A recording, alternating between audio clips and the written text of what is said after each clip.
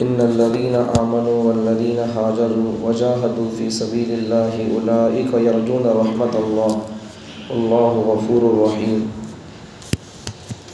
بے شک وہ لوگ جنہوں نے اسلام اور ایمان قبول کیا، والذین ہاجروا اور وہ لوگ جو ہجرت کیے، وجاہدوا فی سبیل اللہ اور اللہ کے دشمنوں سے لڑنے میں، جنگ اور جہاد میں حصہ لیا، اولئک یرجون رحمت اللہ، یہ ایسے لوگ ہیں جو اللہ کی رحمت سے امید لگائے ہوئے ہیں۔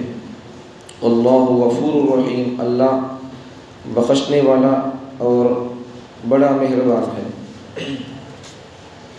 جو لوگ ایمان لائے اور ہجرت کیے اور اللہ کے دشمنوں سے جنگ اور جہاد کرتے رہے، یہ اللہ کی رحمت سے امید باندھتے ہیں۔ اللہ تعالیٰ بہت بخشنے والا اور بڑا مہربان ہے۔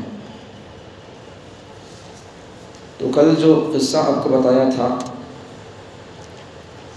جمادی الثانی کے مہینے کے آخری تاریخ یا رجب کی پہلی تاریخ میں مشرکین نے مکہ میں سے ایک آدمی کو قتل کیا گیا، مسلمانوں کی طرف سے قتل ہوا۔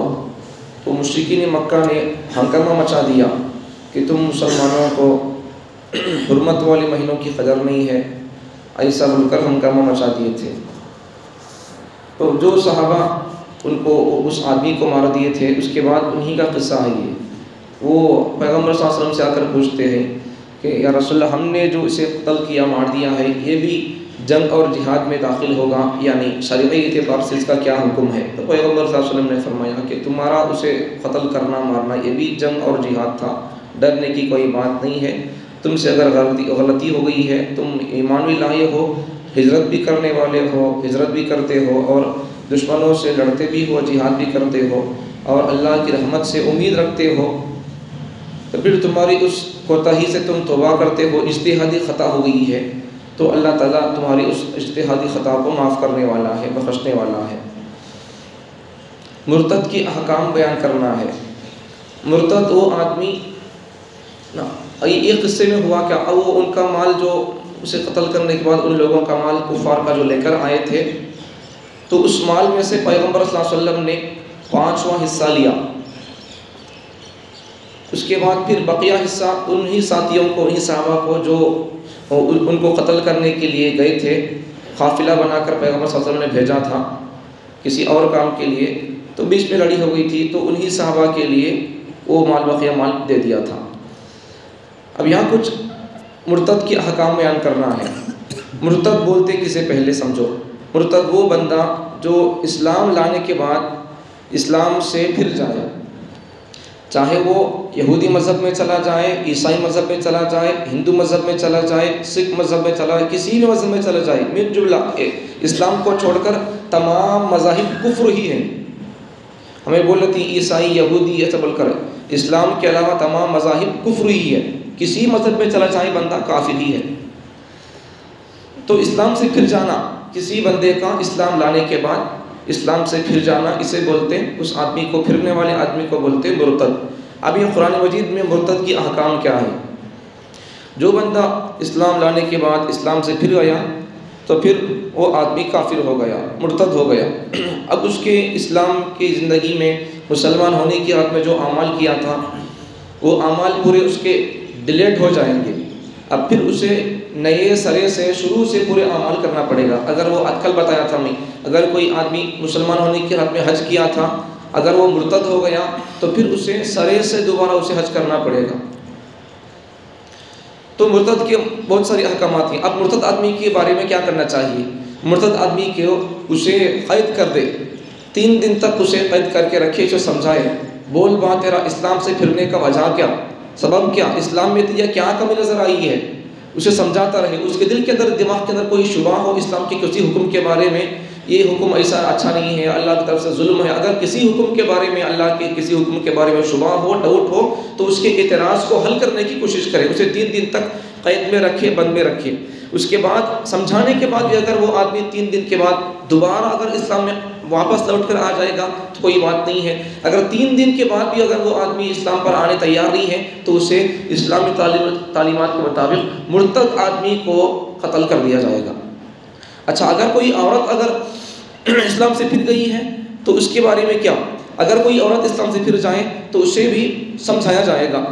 اسے بھی سمجھانے کے بعد اگر وہ سنتی نہیں، مانتی نہیں ہے، دوبارہ اسلام کے اندر واپس نہیں آتی ہے تو اسے قید کے اندر، جیل کے اندر ڈال دیا جائے گا اور اسے موت تک اسی قید کے اندر، قید کے حوالے کر دیا جائے گا. یہ امام ابو حنیفہ کا مسئلہ ہے. امام شافعی فرماتے ہیں کہ نہیں، عورت کے لیے بھی 3 دن کے بعد، مہلت دینے کے بعد، سمجھانے کے بعد اسے بھی قتل کر دیا جائے. امام شافعی کا کہنا. تو میرے حال مرتد آدمی کی سزا بہت سخت ہے. اچھا، جب کسی نے اسلام کے بعد کفر اختیار کر لیا تو اس کے مرتد ہونے کی وجہ سے اس کے تمام کمایا سو مال پورا اب اس کی ملکیت سے نکل جاتا ہے. اب پھر اگر دوبارہ اسلام قبول کر لے گا، واپس لوٹ کر آ جائے گا تو پھر اس کا مال اس کے حوالے ہو جائے گا، اس کے ملکیت میں آ جائے گا. اچھا، اگر کوئی آدمی مرتد ہو گیا تو مرتد ہونے کی وجہ سے اب اس کا مسلمان ہونے کی حالت میں جو مال کمایا تھا وہ مال اس کے وارثوں کو مل جائے گا. اگر مرتد ہونے ہی کی حالت میں اسے قتل کر دیا گیا یا وہ جو مال اس نے مرتد ہونے کی حالت میں کمایا اس پر مال فی کے احکام جاری ہوں گے. مال مسلمان آدمی مرتد ہو گیا، اگر آدمی مرتد ہونے کے بعد اس کو قتل کر دیا گیا، اب اس کے قتل کر دینے کے بعد مرتد ہو یا سمجھا نہیں، اسے قتل کر دیا گیا. اسلامی حکم ہے سمجھانے کے بعد 3 دن تک سمجھانے کے بعد چانس دیے، اسے مہلت دیے، نہیں سن رہا، نہیں سمجھ رہا، مرتد ہو کر اسی کفر پر مرنا چاہ رہا تو اسے سمجھانے کے بعد، نہیں سننے کے بعد اسے قتل کر دیا جائے گا. تو اب وہ قتل کر دیا جانے کے بعد اس کا مال جو ان مسلمان ہونے کی حالت میں کمایا تھا تو اس کے وارثوں کو ملے گا. مسلمان ہونے کی حالت میں کمایا سو مال اس کے بچوں کو، وارثوں کو ملتا. کافر ہونے کے بعد، مرتد ہونے کے بعد کمایا سو مال وہ اس کے بچوں کو نہیں ملے گا، وہ مال فی، مال غنیمت کے اندر داخل کیا جائے گا. امام شافعی کا فرمانا کہ چاہے وہ آدمی مسلمان ہونے کی حالت میں کمایا ہو یا مرتد ہونے کے بعد کمایا ہو، دونوں طریقے کا مال مالی غنیمت کے اندر اسے جمع کیا جائے گا اور مسلمانوں کی ضرورت کے وقت میں اسے استعمال کیا جائے گا. امام شافعی کا کہنا. اچھا، اگر جب آدمی ایمان سے پھر جائے گا تو اب اس کے اوپر بہت سخت احکامات جاری ہوں گے. اس کا ایمان سے آدمی اگر پھر گیا تو پھر اس کا نکاح ٹوٹ جائے گا، نکاح باقی نہیں رہے گا. اگر پھر وہ آدمی دوبارہ اسلام قبول کر لے گا تو پھر دوبارہ اسے نکاح پڑھائیں گے، اسی بیوی کے ساتھ پھر نکاح پڑھا کر پھر اس کی زندگی شروع کر دیں گے. ورنہ اگر نہیں پھر ویسا ہی رہا بولے تو اس کی زندگی، اس کی بیوی اسے حلال نہیں ہوگی. مرتد آدمی کو اسلام قبول کر لیا دوبارہ تو پھر نکاح پڑھانا پڑے گا اسے. اچھا، مرتد آدمی کے لیے مزید احکامات میں سے، مرتد آدمی اگر مر گیا تو ایک بات تو بتا دیا کہ پورے اس کی عبادتیں لیٹ ہو جائیں گے. حج وغیرہ کیا ہے تو پھر اسے دوبارہ کرنا پڑے گا. اچھا، اسے مسلمانوں کی قبرستان میں دفن نہیں کیا جائے گا، اس کا ذبیحہ بھی حلال نہیں ہوگا. ذبح کرے وہ آدمی، مرتد آدمی اسلام سے پھر گیا ہوں، کافر ہو گیا، اب وہ ذبح کرنا چاہ رہا، اس کا ذبح حلال نہیں ہوگا. اسے مسلمانوں کی قبرستان کے اندر دفن نہیں کیا جائے گا اور اس کی جنازے کی نماز بھی پڑھی نہیں جائے گی، نہیں پڑھتے اس کی جنازے کی نماز بھی، بغیر اسے مسلمانوں کی قبرستان بھی نہیں، اس کا ذبیحہ بھی حلال نہیں. ایسے بہت سارے اس کے سخت احکامات ہیں. تو اور وہ بندہ ہمیشہ جہنم کے اندر رہے گا. یہ سب اس کے احکامات ہیں، سخت سزائیں ہیں. اس لیے اسلام میں آنے کے بعد آدمی کو پھر دوبارہ کفر کی طرف یا کسی اور مذہب کی طرف جانے کی ضرورت نہیں ہے. مسلمان ہو گیا تو بس اسے اب اسی کے اندر رہنا چاہیے. اب یہاں ایک اعتراض پیدا ہو سکتا ہے، کئی کو مرتد آدمی کو قتل کر دیتے ہیں. مرتد آدمی کو قتل کرنا یہ بھی ظلم ہے، تو اسلام کے اندر یہ ظلم نہیں ہے. بعض لوگ کہتے لا اکراہ فی الدین، قرآن مجید کی آیتیں 6 تو دین میں زبردستی نہیں ہے، اب تم لوگ مرتد آدمی کو کئی کو قتل کر رہے ہیں، ظلم ہے یہ. اسلام میں یہ جو آیت ہے لا اکراہ فی الدین، یہ کیا بارے میں نازل ہوئی ہے؟ اگر کوئی کسی آدمی، کوئی مسلمان بندہ کسی غیر مسلم بندے کو اسلام قبول کر بول کر تلوار گلے پر رکھ رہا اس کے اوپر ریوالور رکھ کر بول رہا اسلام قبول کر ورنہ تجھے شوٹ کر دوں گا. یہ مطلب ہے لا اکراہ فی الدین کا. دین میں زبردستی نہیں ہے کا مطلب یہ ہے کسی غیر مسلم بندے کو اسلام میں لانے کے لیے زبردستی کا مطلب یہ ہے کہ اس کو تیر تلوار رکھ کر اسے اسلام قبول کر، ایسا زبردستی نہیں کر سکتے. یہ مطلب ہے اس کا.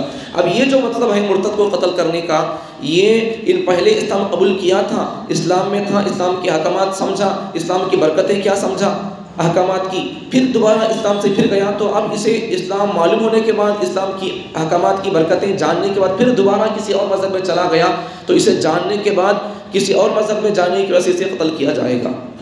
لا اکراہ فی الدین میں مرتد کو قتل کرنے کی اس حکم میں کوئی بات نہیں ہے، کوئی مخالفت اور اعتراض کی بات نہیں، شبہ کی بات نہیں ہے. تو مرتد کو قتل کر دیا جائے گا. پیغمبر صلی اللہ علیہ وسلم نے ارشاد فرمایا کہ من بدل دینہ فاقتلوہ، جو آدمی اپنا دین بدل لے اس کو قتل کیا جائے. تو اس لیے دین کو آدمی کو بدلنا نہیں چاہیے.